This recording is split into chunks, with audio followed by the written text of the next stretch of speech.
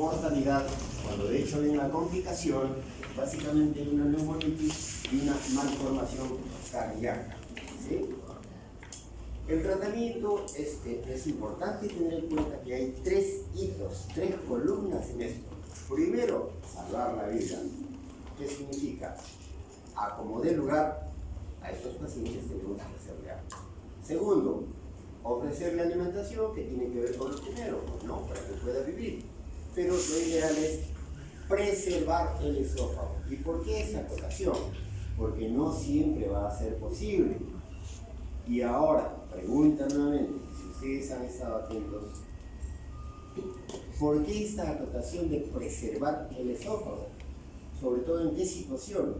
¿En qué condición? ¿En qué paciente? ¿En cuál? De los subtipos.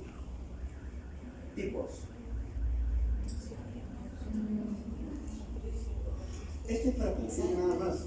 Acá no hay que estudiar ni nada, simplemente ¿cuántas neuronas tienen ustedes? Yo me divierto siempre haciendo esa pregunta. ¿Ya saben cuántas neuronas tienen? ¿Cuántas? A ver, al martillo.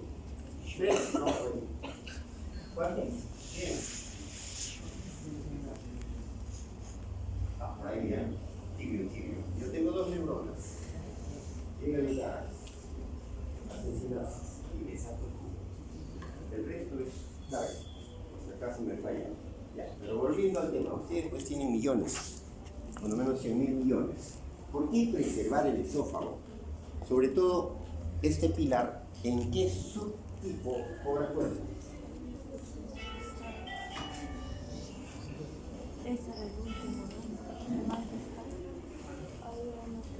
¿En qué condición de los subtipos la cirugía será muy difícil?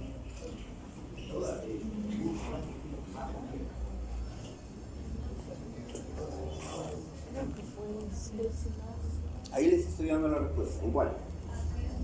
¿En cuál? A 3. ¿Por qué? Sí, pero está bien. Yo puedo hacerlo. Pero dame un fundamento. Tu respuesta es correcta. ¿Por qué?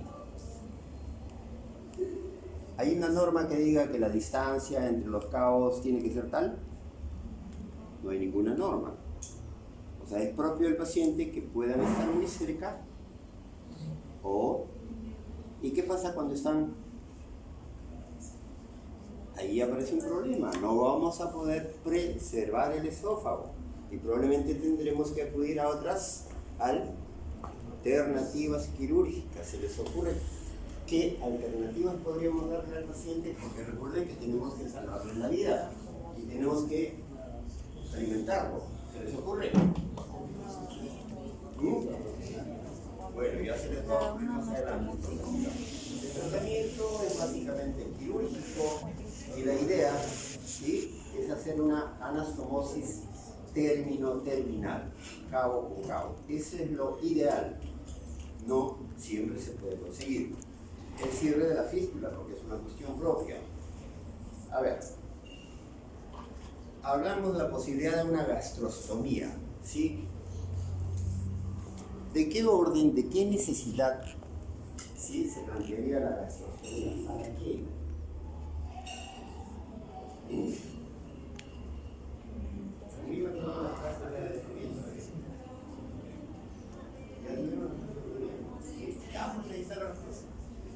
¿Para qué?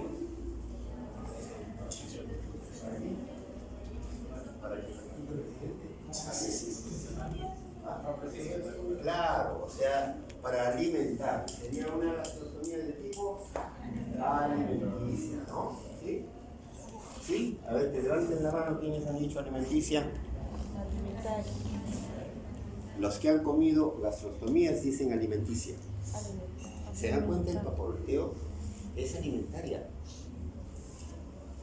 Pero en medicina sí hay mucho paporreteo. Yo ahorita los voy a llevar a un escenario virtual y para que vean cómo nosotros, los que parecemos grandes maestros, paporreteamos. Yo en mi clase, la última que he visto ahí un detalle de todas las pinzas. Cuando lo he visto se me ha caído la mandíbula. Sí, porque cada nombre que le ponen a la pinza que no tiene nada que ver con su nombre real, y lo aprenden así, ¿no? No he querido traerles esto por respeto, pero hay mucho paporreteo. Ya, estamos pasando visita a todos, ¿sí? ¿Ya? ¿Les parece? Podemos, un break, pasamos visita.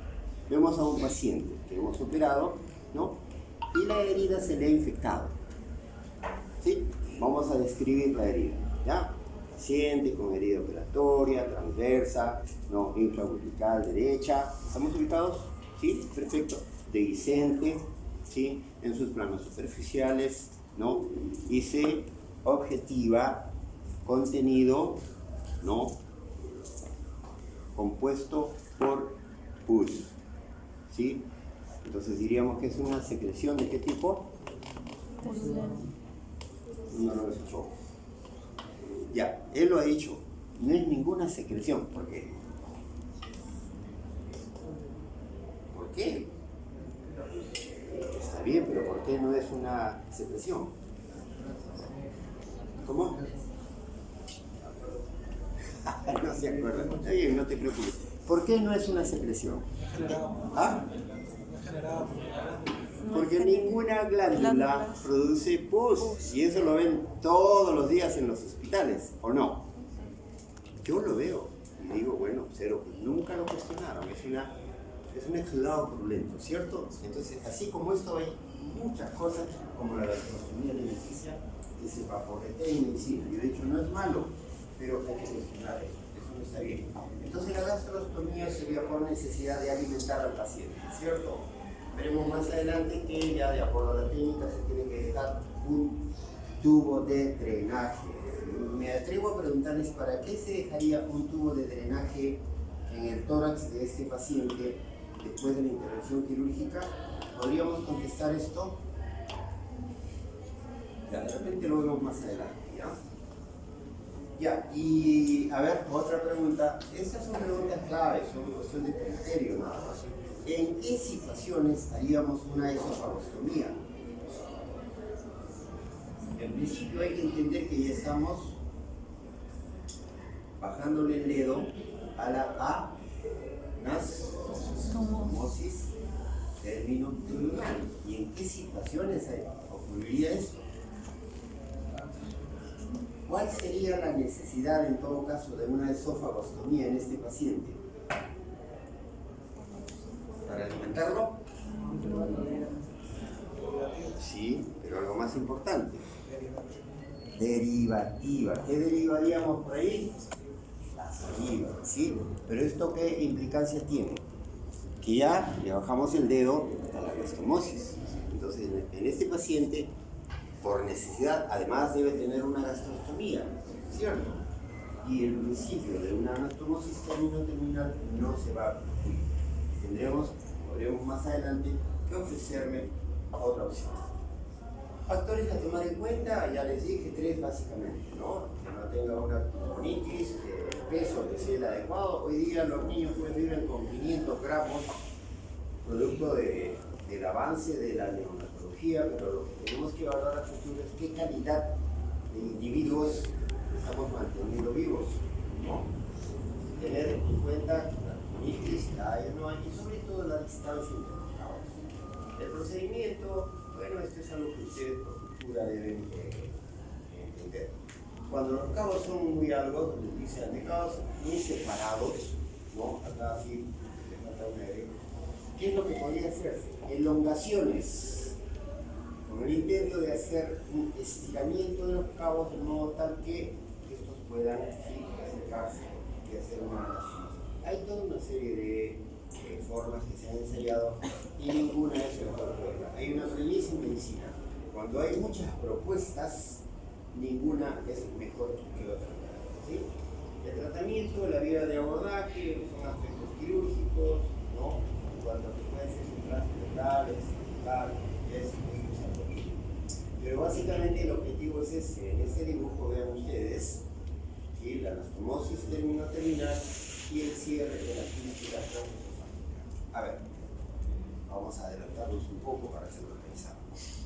¿Cuál sería la complicación esperable ante una cirugía exitosa?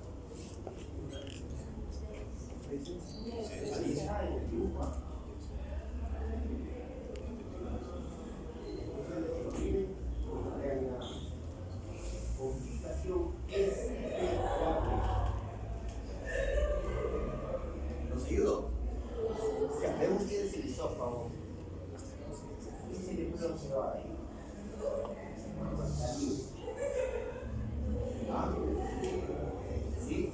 En el calibre. ¿Es simétrico? No. ¿Qué hemos hecho ahí? Hemos suturado.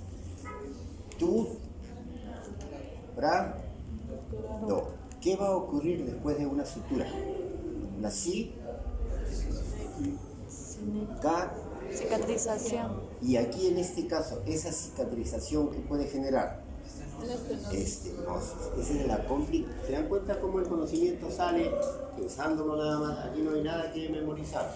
Una complicación esperable en una cirugía exitosa es la estenosis, de modo tal que más adelante estos pacientes sí o sí tendrán que ser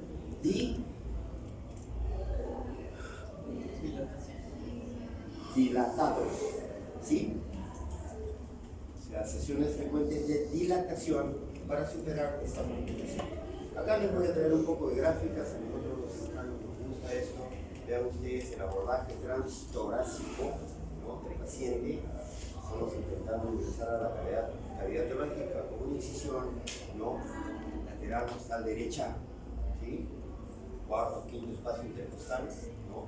Vean ustedes el abordaje, estamos intentando entrar, aquí se está consiguiendo entrar y entramos a la cavidad, y lo que vamos a hacer es identificar la vena acigos. Esa vena acigos nos va a dar la altura de la fístula traqueosofágica, detrás de ella está. Hacemos la sección, ¿no?, y vamos a localizar la, vean ustedes acá hacia el cabo, ya se ha disecado, ¿no?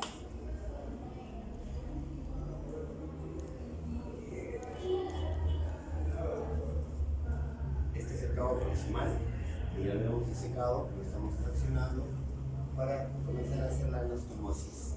Se ha pasado una sonda, ¿sí?, una sonda Foley, para permitir la continuidad de la luz, ¿no? Se hace el plano posterior, el plano anterior. Vean ustedes, ¿no?, diferentes momentos quirúrgicos, se está concluyendo casi la anastomosis. Igualmente acá, vean ustedes, vamos para el plano anterior. Y aquí vemos ya la anastomosis concluida. Del intestinal, como en el gráfico, yo les dije, vean ustedes el calibre de la fístula, ¿sí?, por lo general es de 5 a 7 milímetros. Entonces entendamos qué tipo de cirugía se hace ahí y sobre todo la posibilidad altísima de que haya una estenosis, ¿sí? Luego viene el cierre de la cavidad. Ahora, hay técnicas quirúrgicas para alargar el cabo proximal, ¿no? Aquí se hace una incisión. ¿Qué plano hiciste? ¿Plano seroso? No, ¿por qué? El estómago no tiene un rayo. Entonces se hace hacia el plano muscular, dejando indemne la mucosa, ¿no? Y esto consigue que podamos alargar a veces hasta 2 centímetros el esófago, lo cual para estos pacientes es bastante, ¿sí? Esto es un poco, miren, acá la idea es demostrarles que se puede hacer así en tirabuzón, la incisión del músculo. Esto los libros lo dicen, llevarlo a la práctica yo creo que es una proeza. Yo he intentado alguna vez y no he conseguido. Y en este caso, no, teóricamente. Y vean ustedes cuando ya finalmente a este paciente se le ha tomado un esófago compensado. El long gap, se le llama long gap a aquellas entidades que tienen un estrecho amplio, ¿sí? Es un defecto del prolongado que no permite una anastomosis primaria inicial. De pronto, ustedes deben recordar cuando se habla de una atresia tipo long gap, estrecho amplio, ¿sí? Es básico, se intenta disminuir la distancia de los cabos. Y vean ustedes, yo les hablaba de diferentes maniobras de elongación de los cabos para que ellos se formen. Hay elongaciones quirúrgicas también, donde las fracciones se hacen fuera de la cavidad torácica y los hilos que ven ustedes acá cruzados se van fraccionando de acuerdo a un sistema para también permitir que estos vayan, ¿no?, disminuyendo su distancia entre los cabos de la elongación extratorácica. De hecho, para la cirugía exitosa hay una selección de pacientes, respondiendo a las preguntas cuándo, con qué, cómo, dónde esperamos y qué características propias tiene cada paciente. Esto, de pronto, simplemente tomarlo en cuenta, ¿no? Y luego se hace la reconstrucción, ¿no? El esquema actual es una esofagostomía, como hemos dicho, una gastrostomía, y sobre todo establecer que no haya malformaciones concomitantes. Vean ustedes una gráfica para el tipo de gastrostomía que hacemos en nuestros pacientes, ¿no? Imágenes respecto a la figura al subtipo 1, ¿no? La clasificación del cabo distal a través de una gastrostomía. Vean ustedes dónde está. La pregunta es, ¿será posible hacer una anastomosis a ese nivel? Es imposible, ¿no? Se estima la longitud de estos cabos y aquí viene el tema de ¿qué le ofrecemos a estos pacientes? Tiene que haber pues una sustitución de ese esófago que está ausente, ¿no? Y en este caso, ya sé, podemos utilizar el estómago, ¿sí? Hacemos un tubo gástrico con diferentes modalidades, pero lo importante que sepan ustedes es que se puede usar estómago con diferentes técnicas quirúrgicas, ¿sí? Vean ustedes, ¿no? ¿Sí? Y hay otras situaciones en que se puede ascender todo el estómago, tratando de que la anastomosis sea única, término terminal, ¿no? Acá gráficos para ver que hay una tubulización de las curvaturas gástricas, que puede ser curvatura menor o curvatura mayor. Técnicas con un nombre propio, si esto se puede hacer detrás del esternón o detrás del mediastino, ya son cuestiones de técnica. Ahora, ascenso gástrico, como les mencionaba, ¿no? Algunos aspectos en cuanto a incidencia, qué es lo que ocurre con estos pacientes, que además tiene que hacerse una fundoplicatura. ¿Para qué se haría una fundoplicatura? Para evitar el reflujo, así es, ¿no? Vean ustedes, en este caso, un ascenso gástrico total, ¿no? Imágenes ya quirúrgicas de lo que es un ascenso gástrico, ¿no? Y las situaciones clínicas posterior a la intervención quirúrgica. Hay otras situaciones en que no se escoge estómago, se escoge intestino delgado. Es muy infrecuente, la cirugía es muy compleja, amerita microcirugía vascular, lo cual hace no elegible este tipo de cirugía, ¿no? Y de pronto la cirugía más amical es la transposición de colon. Ahora, pregunta para ustedes. Ustedes son los cirujanos, ¿no? Y tienen que elegir entre estómago y colon. ¿Qué eligen ustedes? Estómago. Algo tienen que elegir, por favor. Estómago, por aquí, por el otro lado. ¿Alguien que diga colon? Estómago. Ahí se quedan en la puerta. Ya, vamos por otro lado. La fisiología, ¿tendrá que ver algo acá? Sí. ¿En qué sentido? El colon es fisiológico, ¿cierto? El estómago también. ¿Será esa la acotación? No. ¿Cuál será? Claro, se asemeja más a la fisiología del esófago. El estómago, ¿sí? Antes que colon. Entonces, si vamos a elegir, yo prefiero elegir estómago, porque se acerca más a la fisiología del esófago. Sin embargo, ¿no?, cuando ustedes, si es que exploran un poco, leen, lo que más se usa es la de colon, porque es mucho más amical, ¿sí? Pero entender que cualquiera de las dos posiciones puede hacerse. Vean ustedes ya un poco de aspectos técnicos en cuanto a elegir cuál de los segmentos vemos, y puede ser cualquier parte del colon, ¿no? Puede ser el colon ascendente, transverso, descendente, aquí modalidades en cuanto a cómo se hace la cirugía, ¿no? Los dos anastomosis, si se hace detrás del intestino o antes del paciente con una condición final, ¿no? Vean ustedes, es un trauma altísimo el que se le genera a estos niños, pero la respuesta es muy buena porque son totipotenciales, ¿sí? Todas las fuerzas de forma T que se te responde están ahí. El slide es cierto. El control operatorio. Vamos a ver. Acá se está haciendo mención a un esófago contrastado. ¿Cuál será la necesidad de un esófago contrastado post cirugía? ¿Para qué? ¿Para qué? Para establecer si hay fuga o no hay fuga. Y si hay una fuga, ¿sería producto de qué? ¿De qué hay una? De una dehiscencia. ¿Sí? Esa es una complicación no esperable. ¿Sí? Es una complicación no esperable. ¿Qué dice ahí? ¿En qué día tomamos la radiografía? Lean, por favor. Séptimo día.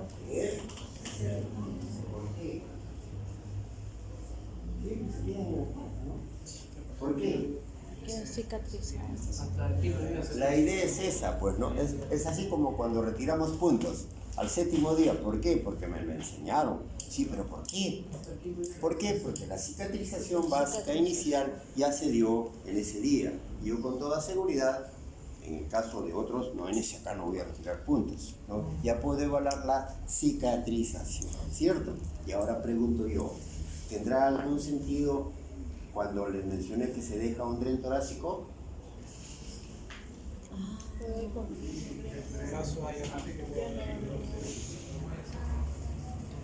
¿Por qué dejamos un tren torácico en estos pacientes? En el lado en que hemos operado. Tiene que ver con esto. ¿Por qué? Si hubiera una dehiscencia, ¿qué pasaría con el tubo? A través del tubo, ¿qué vamos a ver? ¿Qué vamos a objetivar? Porque no lo vamos a abrir al paciente para ver si pasó algo, ¿cierto? Es un modo indirecto de evaluar una dehiscencia.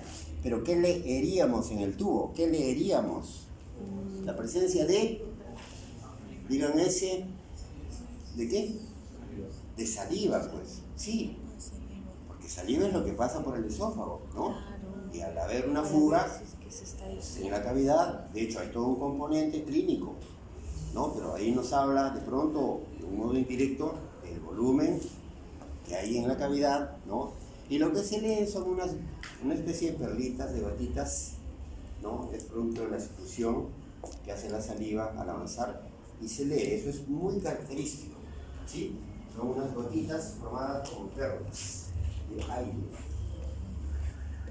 Entonces ya entendemos por qué no se toma una radiografía contrastada al séptimo día para ver si hay fuga. Pues no, eso lo han podido leer. Vean ustedes acá, ¿no? Hay un estrechamiento muy propio de la cirugía cuando a este paciente le hemos tomado un esófago contrastado para evaluar cuál es su condición. La condición del fracaso quirúrgico, como ya hemos dicho, es la dehiscencia de la anastomosis. Puede ser precoz, ya hemos conversado también, saliva por el tubo, o una fuga de contraste ya en el esófago. Complicaciones inmediatas, la dehiscencia de la anastomosis. Y de acuerdo al tipo de dehiscencia, ¿no? Una medida salvable es la esofagostomía, para evitar la tragedia que involucra que saliva esté entrando al tórax con toda la implicancia clínica del paciente. Es ahí donde nos planteamos, como conversábamos, una gastrostomía para limitar al paciente y probablemente a futuro, en otro momento, esperando que el paciente sobreviva, una transposición de visceral. Hemos visto ya las complicaciones inmediatas, ¿no? Las estenosis, tipos de dilatadores, formas en que se hace la dilatación, las inmediatas, la refisculización. ¿Refisculización de qué? De la fístula traqueal. Cuando ocurre eso, prácticamente el paciente está condenado. La mortalidad es altísima. Existen todo un conjunto de propuestas para solucionar esto, ninguna es buena. El seguimiento, pues no, hay que entender además que estos pacientes traen otro tipo de lesiones y una de ellas es la traqueomalacia, ¿sí? Que puede involucionar de modo espontáneo, puede quedar como una secuela. Pensar que estos pacientes, por naturaleza, son regurgitadores, de modo tal que a futuro, no solo por el hecho de la dilución, o sea, las dilataciones, hay que hacerles un seguimiento a largo plazo para ver si son vomitadores. Y si son vomitadores, ya entramos a otro campo, que es el estudio del reflujo gastroesofágico, con toda una serie de propuestas, en principio médicas, y luego de orden quirúrgico, que no es el tema de esta clase, ¿no? Pero candidatos a una fundoplicación. Y esto, ¿qué les hace pensar? Esta clase, como dice colorín colorado, ha terminado. ¿Alguna pregunta, jóvenes? Bien. Un colofón. ¿Saben lo que es colofón? No se come por si acaso.